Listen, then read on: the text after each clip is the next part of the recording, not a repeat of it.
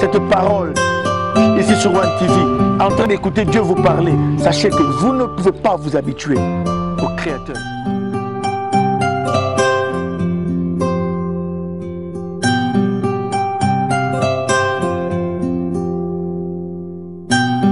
Shalom, peuple de Dieu, vous qui nous suivez en ce jour sur One TV, votre télé, là où Jésus-Christ est mis au centre de nos vies. Que la paix du Seigneur soit avec vous en ce jour. Comme vous le savez, je suis en train de vous parler des œuvres de la foi. Et notre lecture, bien sûr, se trouvait dans le livre d'Hébreux, au chapitre 11, au verset 1er, où je lis « la foi est une ferme assurance des choses qu'on espère et une démonstration de celles qu'on ne voit pas. Pour l'avoir possédée, les anciens ont obtenu un témoignage favorable. » Or, la foi est une ferme assurance des choses qu'on espère et une démonstration de celles qu'on ne voit pas. Je vous avais dit depuis que vous me suivez, la foi, pour être valable, doit faire une œuvre. La foi sans les œuvres, elle est morte. C'est pourquoi tous ceux qui ont marché avec le Seigneur, tous ceux qui ont obtenu l'effet de la promesse, ils ont eu à faire une œuvre, une ou des œuvres, ce que j'appelle les œuvres de la foi. Et lorsque vous lirez la suite, bien sûr, dans le langage commun, on parle d'Abraham, d'Isaac, de Jacob, on parle de Sarah, on parle de Josué, on parle de plusieurs personnages bibliques, Samson, Jephthé, et qu'on appelle communément les héros de la foi. Et vous verrez qu'on dit c'est par la foi que Noé, divinement averti, c'est par la foi qu'Abraham quitta son pays pour aller vers une terre qu'il ne connaissait pas. C'est par la foi que Sarai fut capable d'enfanter bien qu'elle fût âgée. C'est par la foi que Moïse refusa d'être appelé fils de la fille de Pharaon. Nous avions parlé de Moïse, d'Abraham, de Noé. Nous ne visons pas à faire une étude détaillée de l'Épître aux Hébreux. Mais notre but, c'est simplement d'être pratique et de faire voir que la foi n'est pas une affaire de théorie, mais que la foi est une affaire d'œuvre, c'est-à-dire de la pratique. La foi est un engagement. L'engagement que l'homme a à obéir, à croire en ce que Dieu a dit, à croire en la parole du Seigneur. La foi vous engage, elle engage votre cœur, elle engage votre intelligence, elle engage votre âme, elle engage tout votre être, afin que vous puissiez croire, afin que vous puissiez adhérer à ce que Dieu a dit, soit qu'il vous l'ait dit directement, ou bien sûr que vous l'ayez lu pour nous aujourd'hui dans sa parole. Et je vous avais montré les indices de la foi. Je les ai puisés dans Hébreux 11, verset 1, où il est écrit « La foi est une ferme assurance ». J'avais parlé de l'assurance. De deux, l'espérance, des choses qu'on espère. Celui qui croit à l'assurance, celui qui croit, celui qui a la foi, il espère. Et j'avais dit, c'est une ferme assurance des choses qu'on espère et une démonstration. La foi comporte une démonstration. J'aime ce que Jésus a dit à Pierre. Lorsque Pierre a vu Jésus marcher sur les eaux, et tous ont crié au fantôme. Mais Pierre, Jésus leur a dit non, c'est moi.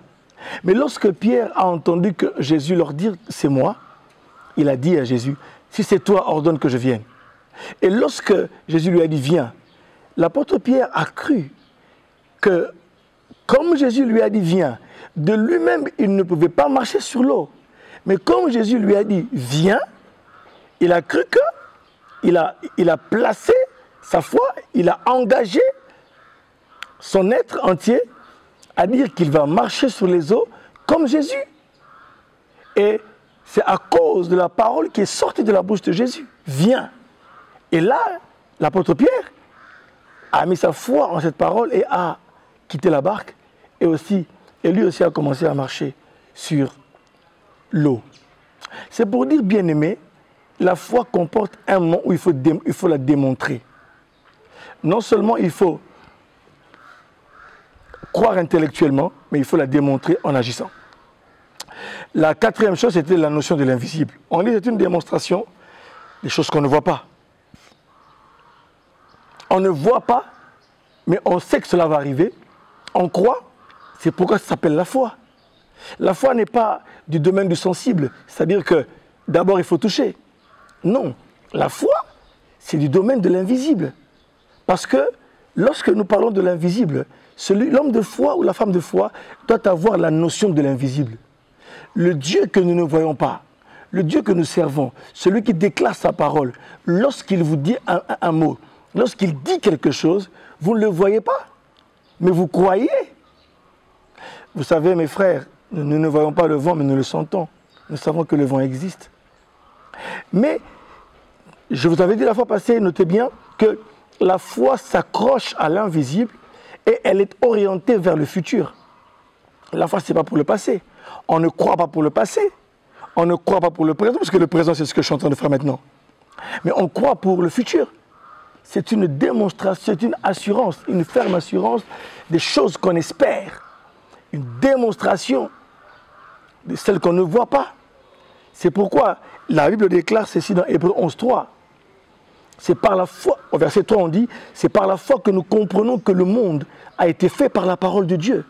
De sorte que ce qui est visible tire son origine de ce qui est invisible.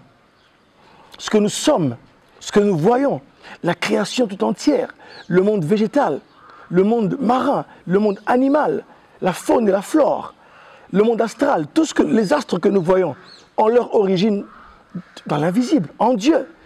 Cela, il faut retourner dans Genèse 1, là où il dit que la lumière soit.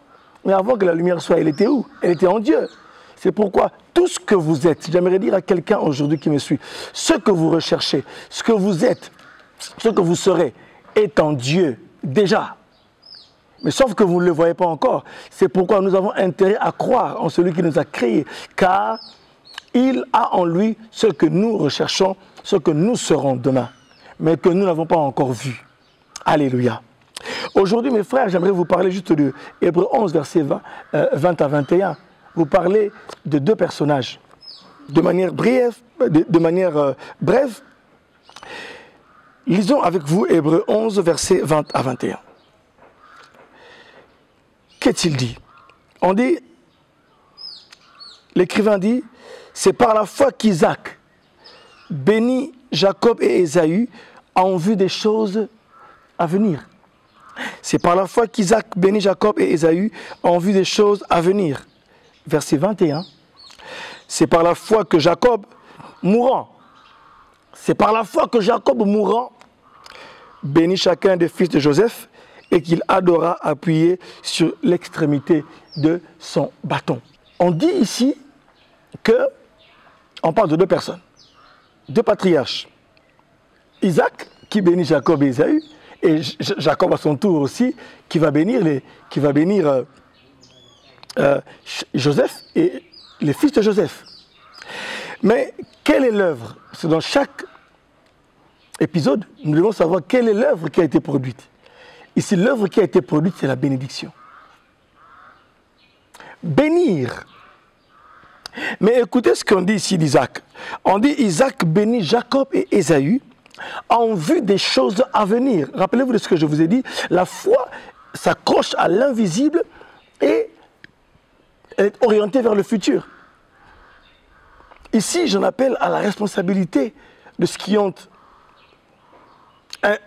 une ascendance. Par exemple, les parents, un ascendant sur des hommes et des femmes qui vivent sur la terre, des pasteurs, des grands frères, des oncles, des tantes, mais surtout des pères, les pères biologiques et les pères spirituels. Et ici, mes frères, remarquez que Isaac bénit Jacob et Ésaü en vue des choses à venir. Il est bien écrit ici, il les bénit en vue des choses à venir, l'œuvre qu'il a produite. Et Jacob mourant en fin de vie, imaginez-vous, un monsieur du 3e âge, rassasié de jour, ayant lutté avec Dieu lorsqu'il avait encore de la vigueur, celui qui a lutté avec l'ange de l'Éternel, celui qui a été chez Laban, celui qui a passé par plusieurs choses, celui qui a vu l'échelle de Bethel, celui-là qui a donné son nom, a transmis son nom aux 12 tribus, Israël. Son nom a été changé. Mais remarquez que c'est lui, avant de mourir, il bénit. Et cet acte de bénir a tout son sens, mes frères et mes sœurs. Remarquez que la première personne qui bénit d'abord, c'est Dieu. Dans Genèse 1, 26, on dit ceci. On dit que l'Éternel, Dieu créa l'homme et la femme à son image. Il les créa selon sa ressemblance. Je prends le passage pour vous. Genèse 1, verset 26. Où il est écrit ceci. Je vais lire pour être fidèle. Il dit, puis Dieu dit, faisons l'homme à notre image, selon notre ressemblance, afin qu'il domine sur les poissons de la mer, sur les oiseaux du ciel, sur le bétail, sur toute la terre et sur tous les reptiles qui rampent sur la terre. Dieu créa l'homme à son image, il le créa à l'image de Dieu, il créa l'homme et la femme. Au verset 28, écoutez, Dieu les bénit et Dieu leur dit, soyez féconds, multipliez. Il les bénit et il leur dit, soyez féconds. Voyez en quoi a consisté la bénédiction que Dieu a donnée à nos premiers parents, Adam et Ève. Soyez féconds, multipliez, remplissez la terre, l'assujettissez et dominez sur les poissons de la mer, sur les oiseaux du ciel et sur tout animal qui se meut sur la terre. Remplissez la terre, soyez féconds, multipliez. La bénédiction de Dieu, c'est Dieu le premier qui bénit, et qui bénit plutôt. Il bénit nos premiers parents. Et pourtant, il les crée à son image. C'est pourquoi dans la parole de Dieu, bien-aimés dans le Seigneur, vous allez voir que la vraie bénédiction remonte à Dieu lui-même. La bénédiction, lorsque nous la lisons dans la révélation biblique, elle remonte à Dieu. Mais ici, celui qui bénit en premier, c'est Dieu. La bénédiction, mes frères, évoque l'image d'une saine prospérité. La bénédiction évoque l'image de la générosité envers des malheureux, envers ceux qui ont besoin d'une intervention. Et la bénédiction évoque toujours la bienveillance de Dieu, sa sollicitude, un Dieu attentionné. Il nous crée à son image, malgré que nous portons son image. Et c'est ce qui et c'est ça le sujet. Un sujet pour moi de bénédiction, un sujet d'action de grâce.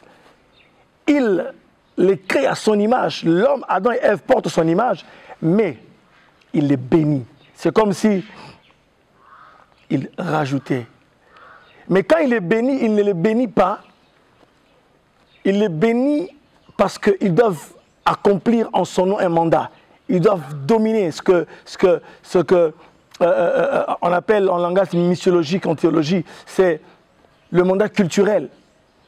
Dieu crée l'homme pour garder le jardin, pour dominer sur la terre. Il a reçu de Dieu un mandat. Ce mandat est culturel. Il est là pour garder le jardin. Il est là pour le transformer, le cultiver. C'est pourquoi il leur donne cette bénédiction-là. L'homme est intelligent, il est à l'image de Dieu. Il a l'empreinte de Dieu en lui. Et quand Dieu dit, soyez féconds, multipliez, remplissez la terre, l'assujettissez, dominez sur les poissons de la mer, les oiseaux du ciel et sur tout animal qui se meut sur la terre. C'est pourquoi, mes frères et mes sœurs, en ce moment-ci, l'œuvre que Isaac et Jacob ont produite là, par la foi, c'est de prévoir la bénédiction, de bénir. Et la deuxième catégorie de celui qui doit bénir, c'est le Père. C'est pourquoi ici, bénir, bien-aimé, après Dieu, celui qui peut bénir, c'est le Père, biologique ou spirituel. Bénir établit un lien vital entre les hommes. Lorsqu'on bénit, on établit un lien de celui qui transmet la bénédiction et entre celui qui transmet et celui qui reçoit. Il y a un lien. Vous recevez quelque chose. C'est pourquoi bénir, c'est communiquer la vie. Bénir, c'est transmettre une force vitale. Ce n'est pas une force statique. Bénir, c'est doter quelqu'un de la vie, le doter d'une force avec laquelle il pourra travailler, avec laquelle il pourra affronter des défis. Bénir, c'est transmettre un héritage. Je lirai ce que Jacob a dit. Bénir, c'est communiquer une semence. C'est pourquoi beaucoup de parents devraient comprendre que ceux qui ont des enfants devraient plutôt les bénir, car ils ont quelque chose de Dieu. Le monde a été créé par la parole. C'est pourquoi on dit dans Hébreux 11:3, on dit que c'est par la foi que nous comprenons que le monde a été formé par la parole de Dieu, en sorte que ce qui est visible tire son origine de ce qui est invisible. Vous parents, vous avez la force, vous pasteurs, vous avez la force de bénir. C'est pourquoi même dans Nombre 6, Dieu a dit ceci à Moïse. Tu diras ceci, tu diras aux sacrificateurs, comment est-ce qu'ils doivent bénir mon peuple? Et quand ils béniront mon peuple, Nombre 6, quand ils béniront mon peuple, ils mettront mon nom sur eux. Alléluia. Alléluia. En bénissant, Isaac a prévu déjà un avenir pour les enfants. Le plus grand héritage, ce n'est pas d'abord l'argent qu'on leur laisse, puisque l'argent peut être dilapidé. Celui qui est maudit, donnez-lui $1 million, cet argent ne produira rien. Mais celui qui est béni, donnez-lui $20. Et revenez plus tard, vous le trouverez béni. Pourquoi? Parce qu'il a une force en lui, il a un héritage, il a une force de vie, il a une force vitale qui lui a été communiquée. C'est pourquoi j'aimerais ici en profiter pour mettre en garde les parents qui ne disent pas du bien de leurs enfants, qui passent le temps à dire par exemple, mais cet enfant est un raté, il ne produira jamais rien. Celui-ci, celle-ci d'ailleurs, je n'espère rien d'elle. Et effectivement, ce que vous relâchez va maintenant s'accomplir dans la vie de ces enfants-là. Les patriarches dans la parole avaient l'habitude de prononcer des paroles de bénédiction car ils connaissaient la puissance de la parole. Dans le livre des Proverbes, il est écrit que la vie et la mort sont au pouvoir de la langue. Et celui qui l'aime en mangera son fruit. Si vous voulez voir vos enfants être bénis, prononcez des paroles sur eux. Rassemblez-les, prononcez des bénédictions sur eux. Quand ils se réveillent, bénissez-les. Quand ils ne sont pas là, même quand vous parlez avec maman, avec madame, dites du bien des enfants. Même quand ils font des bêtises, corrigez-les. S'il faut même appliquer la verge, punissez-les. Mais ne maudissez pas, car vous avez une position d'ascendance sur eux. Et vous avez quelque chose qui est divin. Et lorsque vous ne bénissez pas, ils sont maudits et ils sont abandonnés à leur propre sort. Mais celui qui est maudit est couvert. Non, plutôt celui qui est béni est couvert. C'est pourquoi celui qui est béni, celui qui a la force de Dieu, même lorsqu'il rencontre des obstacles, il les surmonte. Remarquez Jacob, il a été béni par Isaac. Il avait reçu la bénédiction, bien que frauduleusement, en complicité avec sa maman. Mais il avait reçu la bénédiction. Ce qui fait que, même chez Laban, quand Laban a essayé de le dribbler, Jacob a été fort. Il a dit à Laban, tu as changé mon salaire 10 fois. Remarquez que Jacob n'est venu avec rien chez Laban, mais il en ressort avec de grands biens, avec un grand cheptel, des brebis, des moutons. Il ressort avec une grande bénédiction. Pourquoi? Ce n'est pas parce qu'il a seulement travaillé. Certes, il faut travailler. Avez-vous, moi, dans mon pays, ici, la RDC, je vois des hommes intelligents travailler. Mais vous sentez parfois qu'il y a des problèmes. Des hommes qui travaillent, mais qui n'arrivent pas à accomplir ce que dit la parole, que tout travail procure l'abondance. Ils travaillent, mais il n'y a pas d'abondance. Parce qu'il y a quelque part un problème. Certains travaillent, mais n'ont pas les résultats escomptés. Pourquoi? Parce que non seulement le système du pays, non seulement certaines choses qui se passent dans la vie des hommes, mais des hommes et des femmes sentent qu'il y a la malédiction. C'est pourquoi nous devons bénir nos pays, nos nations, nos dirigeants, afin qu'ils aient la force d'accomplir le plan de Dieu pour la nation et pour le peuple. C'est pourquoi, regardez, Isaac va bénir Jacob. Jacob, où il ira, mais il ira avec la bénédiction de son père. Ce qui a fait la force de Jacob, c'est la bénédiction qu'il avait reçue du patriarche Isaac. Et lui-même aussi, je dis que bénir, c'est transmettre un héritage. Lui-même aussi, il va la transmettre à Joseph. Je vais lire avec vous dans Genèse 48. Genèse 48.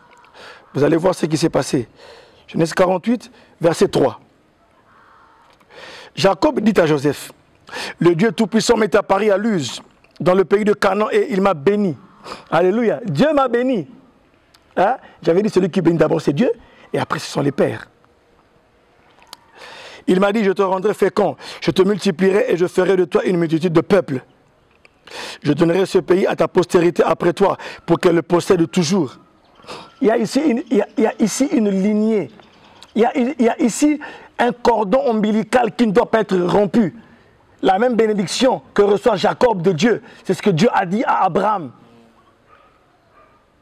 Je te multiplierai. Il a dit aussi à Isaac. Et il a dit aussi à Jacob. Ils sont porteurs de quelque chose. Vous portez quelque chose. Et vous devez la transmettre aussi à la génération future. Regardez ici. Et il dit,